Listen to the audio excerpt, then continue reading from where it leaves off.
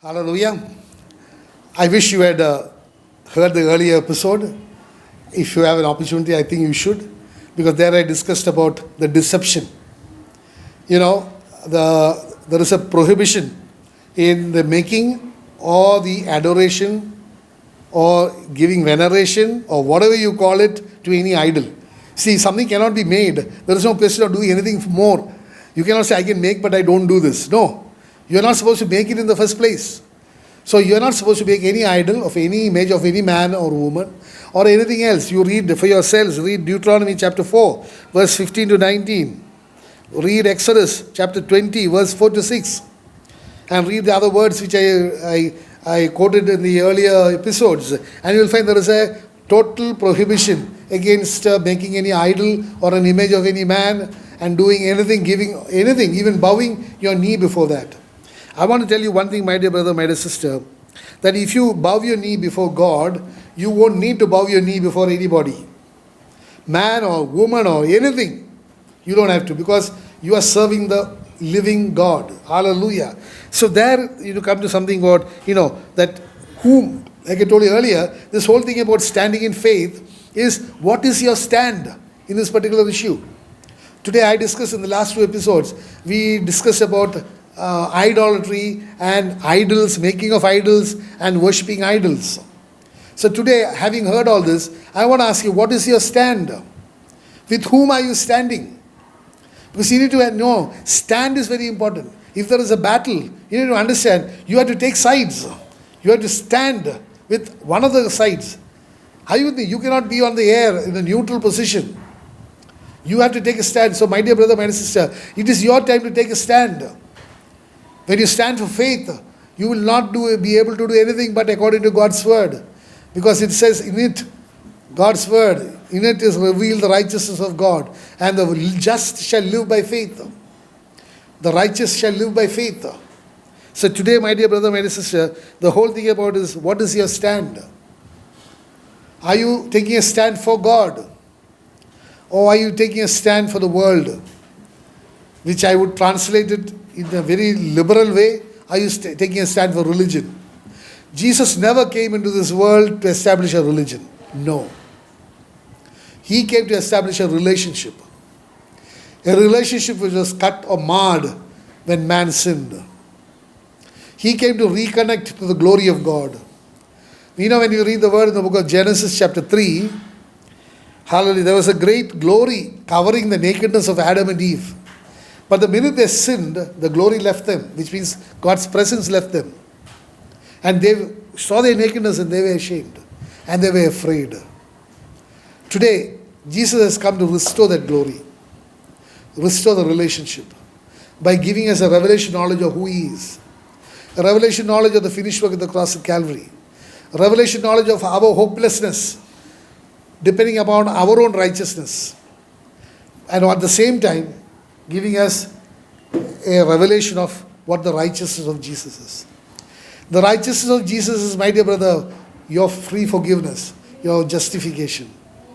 Because it says, 2 Corinthians chapter 5 verse 21 says, He who knew no sin was made sin for us, that you and I might become the righteousness of Jesus. In the cross. So today, my dear brother, my dear sister, you need to understand, you have to take a stand. For whom are you? Who are you? Suppose there is a battle. Actually, there is a big battle going on in the spiritual realm. That is why when you read the word in the book of Ephesians chapter 6 verse 10 onwards, there is a spiritual warfare going on. Whose side are you? If you are on God's side, God has given you all the armor, the spiritual armor required to you to fight and to win. Because when you read the word in the book of 2 Timothy chapter 4, it says very clearly, hallelujah. Let's read it about Paul. There is a battle that you and I have to fight. And that battle is in the spiritual realm. We are not fighting against flesh and blood, but we are fighting against principalities and powers. Hallelujah. In the heavenlies. Hallelujah. The book of Timothy, 2 Timothy, hallelujah, chapter 4, verse 6 onwards says, For I have already, verse 7 onwards. I have fought the good fight. I have finished the race, I have kept the faith. Finally, there is laid up for me the crown of righteousness, which the Lord, the righteous judge, will give to me on that day. And not to me only, but also to all who have loved his appearing. Hallelujah. So there is a battle that you and I are fighting. And the armor is very clearly given to us, those who are on God's side, in the book of Ephesians chapter 6 verse 10 onwards. So my dear brother, it is a time to take a stand. You cannot play neutral. Many people say, okay, there is an issue. Look, I don't want to get involved. If you don't get involved, definitely, see, when you are not for God, you are against God. There are only two sides. There is only light or darkness. There is nothing in between. There is only right or wrong. There is nothing in between. But man tries to bring about a gray area in which he is swimming, He says, oh, it could be that way, it could be this way. No. You are either saved, you are either alive or you are dead. There is no two ways about it. Similarly, you need to take a stand, my dear. A stand for whom? I want to talk to you about one person who took a stand. Hallelujah. When you read the word in the book of Kings, 1 Kings, chapter 17, verse 1. We know Elijah the prophet. He was ordained mainly to uphold God, to reveal the glory of God. Hallelujah. Hallelujah. 1 Kings chapter 17. Elijah was a man just like one of us. But he had such a strong relationship with God that what he commanded in the name of God happened.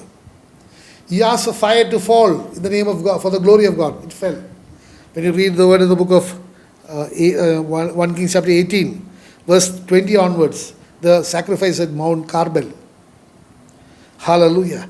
But I want to take you to why all this happened. Hallelujah. The word in 1 Kings chapter 17 verse 1 says, And Elijah the Tishbite of the inhabitants of Gilead said to Ahab, is a king, As the Lord God of Israel lives, before whom I stand, there shall not be dew nor rain these years except at my word. I want to just draw your attention to part of that word. As the Lord God of Israel lives, before whom I stand. Before whom I stand. Elijah the prophet was standing before only the Lord. He was not standing there before Ahab as a subject. No. He was standing there, I dare say, as an ambassador of Christ. Are you with me? Today I want to tell you, you and I are ambassadors of Christ. When you read the word in the book of 2 Corinthians chapter 5 verse 20, it says very clearly that you and I are ambassadors of Christ. And it is as though God is imploring or impleading or almost begging through us that you and I should be reconciled to the Father. Today you need to understand, God has nominated us as ambassadors. Today you are a king. You are a priest representing God here on earth. Because your citizenship is not of this world. You are a citizen of the kingdom of God. Because the minute you are born again, John chapter 3 verse 3 and 4, 5 when you read, you have already entered into, you have seen and then you are entered into the kingdom of God. Because which means your citizenship has changed. You are now owing allegiance not to the king here, Ahab, as far as Elijah is concerned, but you are owing your allegiance to the Lord God of Israel, Yahweh, Jesus. Are you with me? So today, Elijah the prophet is making a public declaration. I am standing before the Lord God of Israel. I am not standing before you, but I have come to give you a message. I am an ambassador. We know in the diplomatic protocol, when the President of the United States wants to communicate something to the President of India on an official basis, he sends the ambassador with the note, with the communication, and his ambassador who hands it over. He does not say important things by phone. No. Maybe they'll have a chat. That is a different thing. But anything official comes through the ambassador, who is the representative of the president. Today you and I, as ambassadors of Christ, are representatives of God here. We should not forget that. We are given authority, kingdom authority. Hallelujah. Hallelujah. That's why you have been made a priest and a king.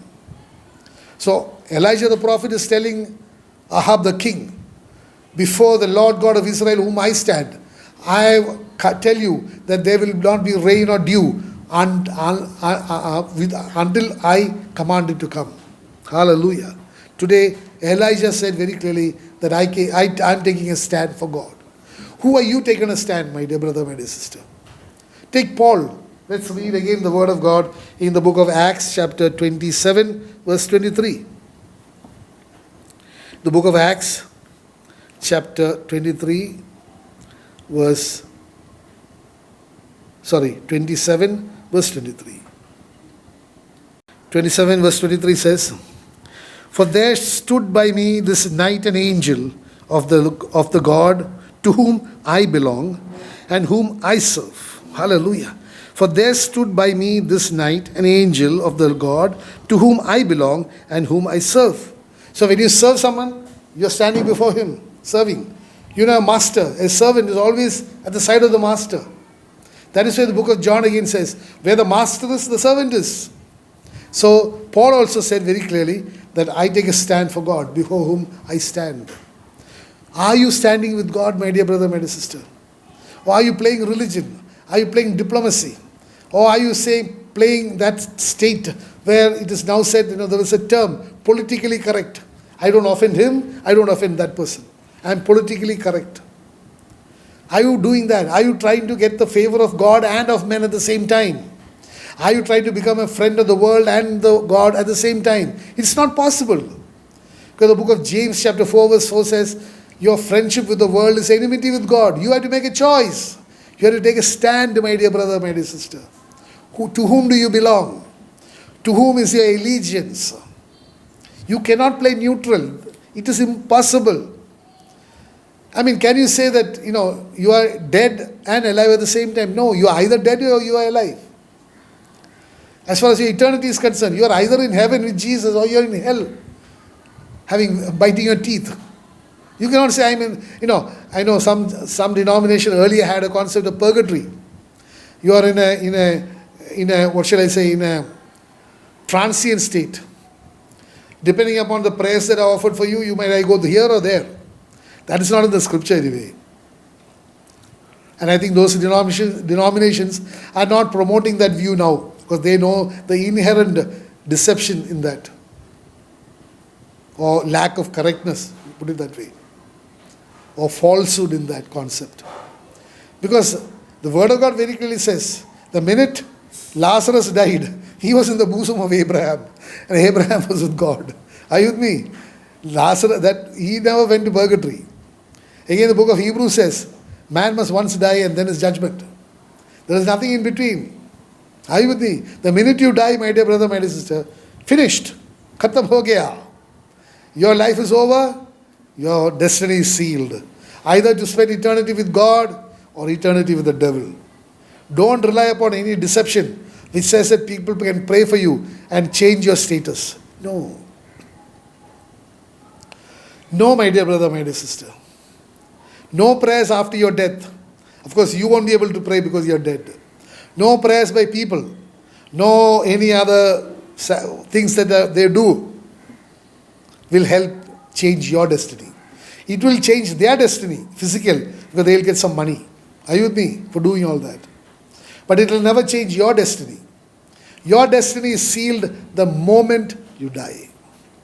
So that is why it is so important that while you are alive here, while you are in the land of the living, have a relationship with God. I have never heard in the scripture about the ark which Noah built, and the rain started falling, and people who came and knocked, saying that I helped build this, I funded this, I loved you so much, I am your best friend. The door never opened. So I don't know. The scripture does not talk of Noah suddenly opening the door and getting people in. Just like, there's a moving bus, it is crowded. Still, if there is a friend of the cleaner, then he may run and this guy might just open the door for him to get in. No. Neither have I heard of any person who can get into an aeroplane after it's taken off.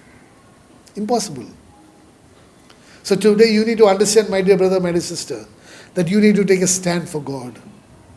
When you make a stand for God, God will take a stand for you.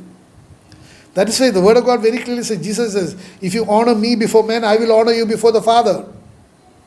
How do you honor God before men? By taking a stand for God. Telling that I am going to live my life, fashion my life according to not what your opinion, not what anybody teaches me. I am going to take my stand. My relationship with God will be according to the Word of God. The Word of God is Jesus, my dear brother, my dear sister. So the minute you take a stand for God, God will take a stand for you before the Father. And when you die and you stand before the throne of God, Jesus will say, I know him. He has taken a stand for me. He was for me. When he lived in the earth, he was my side.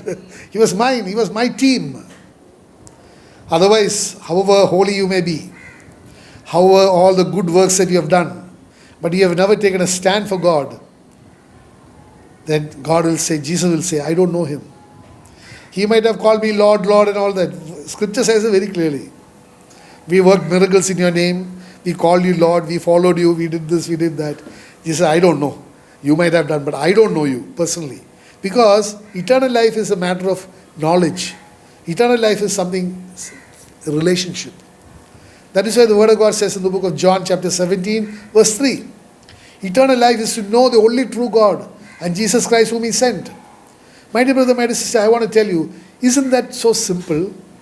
Does it not that very clearly indicate what is the essential qualification for you to have eternal life?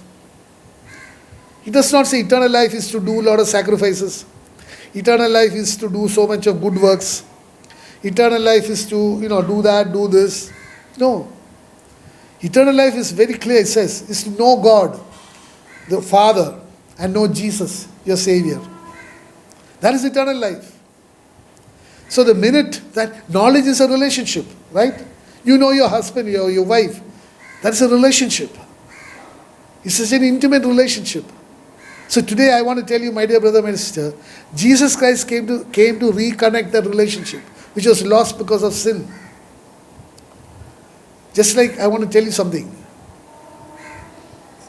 The Gospel of Luke chapter 15. The prodigal son, when he was in the pigsty, he still knew that he was the son of that father. The father also knew that is my son who is in the pigsty. The relationship was not cut off because it was by birth. Similarly, when you are born again, you have a relationship with God. So today, that father, the prodigal son's father, was so eagerly waiting for him to come back. That is the case for every sinner. God is waiting for him to come back. Because there is a relationship. Jesus Christ came to establish that relationship. But if the prodigal son decided to stay in the pigsty, he would die in the pigsty. He would never have come into the Father's house. But since he repented of his sins and he confessed his sins, he was able to come back to the Father's house and be once again a son of that Father. That is why you need to understand when you read. I think I should read that because, see, Jesus is the center point of your life. It is not religion. It is not all the, prayers you pray or all the things that you do, I don't know if I say that probably it might offend some people. All the things that religion tells you to do to have eternal life. It is not that. Eternal life is just a matter of knowledge, knowing God. That is why when you read the word in the book of Ephesians chapter 1, hallelujah, the book of Ephesians chapter 1 says very clearly, I'll read from 4 onwards.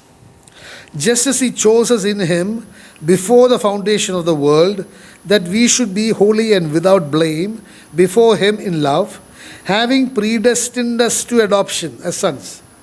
God has predestined us as sons by adoption. That predestiny is not because God made a choice. Ingi, meeny, mino, mo. No. Or he tossed the coin. Okay, this one I'll adopt. This one I don't want. No. He knows exactly how you will react to the word, God's word. Just like when you read the word in the book of Romans chapter 9, 15 onwards you will find, or 14 onwards you will find, that God hated Esau and loved Jacob. Even while they were in the mother's womb, not born, not having done anything wrong. But God has no space or time. God knew that one day, Esau, being the eldest son, had a double portion, according to the law. He will reject his inheritance for a bowl, for a meal. And therefore he hated Esau. And he also knew that Jacob by name is a deceiver. But one day he will reconcile with God. And he will tell God, I will not leave you unless you bless me. He will be able to value the blessings of God. Therefore he said, I love Jacob. So today, my dear brother, my sister, this predestiny as sons mentioned here is because God knows that one day you will accept Jesus as your Lord and Master. If not, there is no predestiny. Predestiny is even before you are born, God has sealed your destiny according to your attitude or your reaction to God's word. Otherwise, God is an unfair God. God gives everybody an equal opportunity. But people react or respond differently. I hope you understand what I'm saying. So God knows beforehand, if He was able to know you, even before the foundation of the world, God knows what you will do after you are born, right? So according to how you would react to God's word, whether you would accept Jesus or you would reject Him, if you are accepting Him, then even before the foundation of the world, He has predestined you to be a son of God, to be a son of the adoption. And how is that adoption? I'll read it out. Predestined us to adoption as sons by Jesus Christ to Himself, according to His good pleasure of His will, to the praise of the glory of His grace, by which He made us accepted in the beloved. You and I were accepted in the beloved, in Jesus Christ. So there is a predestiny. Are you with me? In Jesus Christ. So salvation is only in the name of Jesus Christ. Acceptance as sons and daughters of God are only in Jesus Christ, our Lord and Master. It is not in any religion, my dear brother. It is not in your good works. It is not in anything other than the person of Jesus Christ. Because He is the Savior. And there is salvation only in the name of Jesus, my dear brother, my sister. The book of Acts chapter 4 verse 12 tells you without a shadow of doubt, there is no other name given among men by which man must be saved, except the name of Jesus Christ of Nazareth. Hallelujah. So today, you have to take a stand for that name. Have you taken a stand yet? Because there is an adoption that comes. You and I are adopted. Again, the word of God says in the book of Romans chapter 8 verse 15, it says, He has not given us a spirit of fear, but He has given us a spirit of adoption. Adoption by which you cry out, Abba, Father. So God gives everybody an equal opportunity to become His sons and daughters. But are you availing of that opportunity? You can avail of that opportunity only underline if you are open to the Spirit. But if you are open to the religion, what they teach you, the law, the righteousness, what the preacher has told you, what the priest has told you, what your bishop has told you, and you take that as a cardinal truth, totally disregarding God's word, then you will never be led by the Spirit of the living God. And therefore you will never be a son and a daughter of God. To be a son and a daughter of God, you have to be adopted by God. Because earlier when you are born, you belong to the family of Satan. God has to redeem you, pay a price. That is why again when you read the word of God in Hallelujah, 1 Peter chapter 2 verse 18 and 19, it says, you have been redeemed. Redeemed means paid a price and you are bought. Are you with me? A slave can be redeemed by paying, and you can set him free. If you are so compassionate, you can go to a slave, I'm talking of the earlier days, go to a slave market, purchase a person and tell him, go, now you are free, go. So that redemption, that person has a right, that person wants you to set him free, he has a right to tell, no master, I want to be your servant. I want to work with you. Or he can say, he can go his way. So today you need to understand, God has redeemed us. It says, 1 Peter 1, 18, 19, 1 Peter 2, 18, 19 says, you have been redeemed, not out of corruptible things like silver or gold, but by the precious blood of Jesus Christ. And from where have you been redeemed? You have been redeemed from the traditions of your fathers. Tradition is the biggest sin. Tradition is what promotes you, what forces you to disobey God's word. Tradition which came down from the fathers. They said, we always did this, and so I continue doing that. They sinned, so I also continue sinning. It is like a person saying, we are traditionally robbers, or thieves, or liars. So I will continue to be that. But God has given us an opportunity to bend our ways, to belong to Jesus. So when you are purchased by Jesus, you belong to Him. And as far as God is concerned, He calls you His purchased possession, His special treasure. But are you reacting like that? Or you prefer to get the approval of man? Today so many people, my dear brother, my dear sister, when you speak the word of God to them, when you try to explain to them the truth in the word of God, they are not willing to accept it. Either they say they don't agree with you, they don't agree with God. I mean, what foolishness. Or they say that this is not what we have been taught, which means they don't want to be open to the Spirit. So today you need to understand, my dear brother, my dear sister, it is so important for us to be open to the Spirit. He is a teacher. The word of God very clearly says in the book of John chapter 6 verse 45, that everyone shall be taught by God. And it is such as are taught by the Father who will come to Jesus. So unless you are open to the Spirit of the living God to teach you, to give you revelation knowledge, you will never ever be able to come to Jesus. You may hear good talks. You might attend retreats, conventions. You may do this and that. You find so many people doing that. But they never come to Jesus. Because they have been taught by man. And he has given his opinion, his interpretation and all that. But the Spirit of the living God, the very author of the Holy Spirit, the scriptures, will teach you. He will teach the same thing to everybody. There is no variation in what the Holy Spirit will teach. He teaches you the truth. And when He teaches you the truth, you will be set free. Hallelujah. So that's why the word of God says very clearly in the book of John chapter 8, you shall know the truth, and that truth will set you free. Again, it says in 2 Corinthians chapter 3, it says that where the Spirit of the Lord is, there is freedom, there is liberty. So today, people are in bondage. What bondage? It is a bondage of religion. And along with that comes all the rules and rights and rituals and law, tradition and everything. They are under that bondage. And they don't want to break free. They don't want to break free of that. Because everybody around them are also in bondage. So they like to be in the company of people who are bondage, under bondage. They don't want to break free. Are you with me, my dear brother, my dear sister? I hope and pray that the Lord will speak to you today. He will give you an open mind. That He will allow, or rather you will allow the Holy Spirit of the living God to teach you. One of the work of the Holy Spirit is, you must read this in the book of John chapter 14 verse 26. It says that the Holy Spirit who God has given, He will be with you, and He will bring to your remembrance all the things that I have spoken to you. So in our need of time, whatever be the need, the Holy Spirit will bring to our remembrance God's covenant promises. He will teach you, my dear brother, my dear sister. Be open to the Spirit of the living God. Because without Jesus, you cannot do anything. As the Word of God says very clearly in the book of John chapter 15 verse 5, that without Him you can do nothing. But with Jesus, you will be fruitful.